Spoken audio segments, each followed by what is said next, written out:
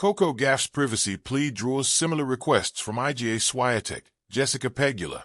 Iga Swiatek and Jessica Pegula added their voices to Coco Gauff's call for more player privacy at the Australian Open, backing the American after footage of her post-match frustration away from the court went viral earlier this week.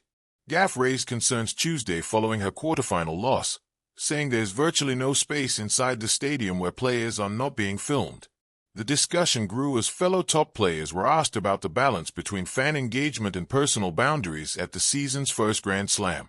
Speaking Wednesday after her loss to Elena Rybakina, Swiatek questioned the extent of off-court camera access, saying players should have areas where they can prepare and decompress without constant surveillance. The question is, are we tennis players or are we, like, animals in the zoo where they are observed even when they poop, you know? Swiatek said, via ESPN News Services. Okay, that was exaggerating obviously, but it would be nice to have some privacy. It would be nice also to, I don't know, have your own process and not always be, like, observed. Swiatek, the world number 2, said she understands attention comes with being a top player but drew a distinction between competition and off-court moments. She added that players are meant to be watched during matches and media obligations, not turned into memes for moments behind the scenes.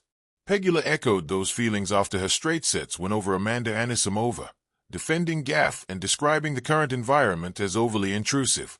Coco wasn't wrong when she said the only place is the locker room. Pegula said, "We're on the court on TV. You come inside. You're on TV. Literally the only time you're not being recorded is when you're going to shower and going to the bathroom. I think that's something we need to cut back on for sure."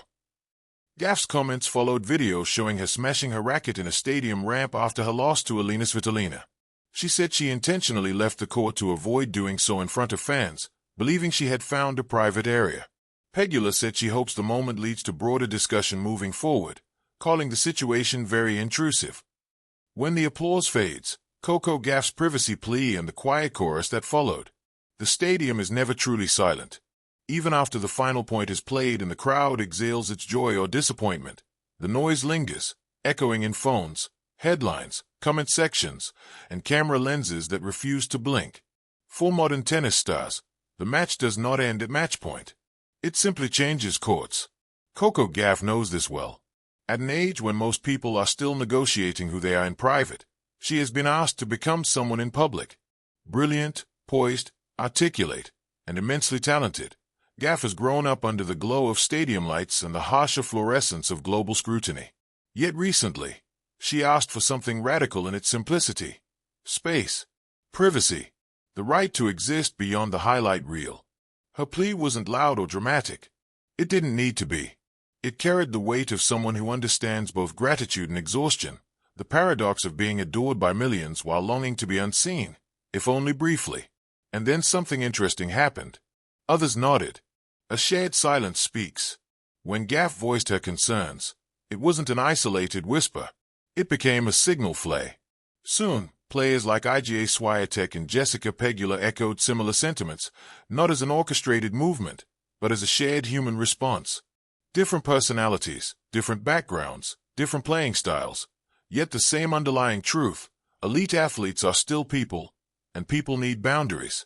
Swiatek, often described as introspective and analytical, has spoken openly about mental health, emotional regulation, and the pressure of expectation. Pegula, grounded and pragmatic, has addressed the oddity of living a life where every expression can be dissected, every off-day turned into a narrative. Together with Gauff, they form an unintentional trio, voices from different corners of the locker room harmonizing around a single theme. We love the game, but we are more than the game. The age of infinite access.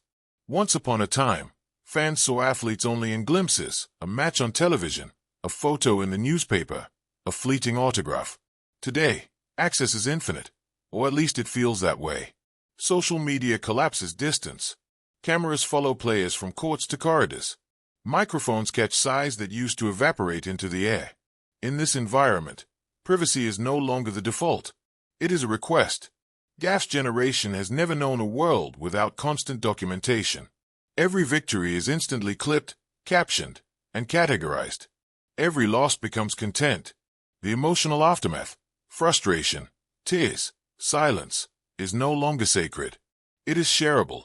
What makes her plea powerful is not rebellion, but maturity.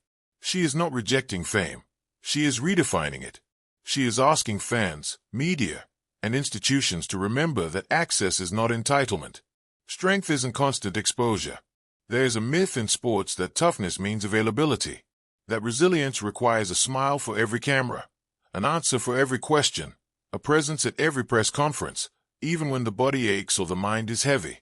Swiatek has quietly challenged this myth by prioritizing mental balance, even when it means stepping away from noise. Pegula, too, has highlighted how relentless exposure can flatten an athlete's identity into a single dimension, performer. Gauff's words sit within this evolving understanding of strength. Real resilience, these players suggest, includes the courage to say enough, to protect the inner life that fuels the outer performance. After all, how can creativity, instinct, and joy survive if every moment is consumed? Fans, heroes, and the human gap. This moment also invites reflection on the role of the fan. Admiration often blares into possession. We say our champion, our star, as if success transfers ownership. Yet the best fandom recognizes distance as respect. Gauff, Swiatek, and Pegula are not withdrawing from their supporters. They are inviting a healthier relationship. One where cheering does not require constant access, where celebration does not demand total visibility. It is a subtle recalibration, love without surveillance. The future of the game. Tennis has always been a sport of individuality. One player, one racket, one mind facing another across a net. Perhaps it is fitting that its next evolution centers on personal autonomy. As more players speak openly about privacy, mental health, and boundaries, the sport grows not weaker, but wiser. It becomes a place where longevity is possible, where brilliance is sustained rather than burned out for spectacle.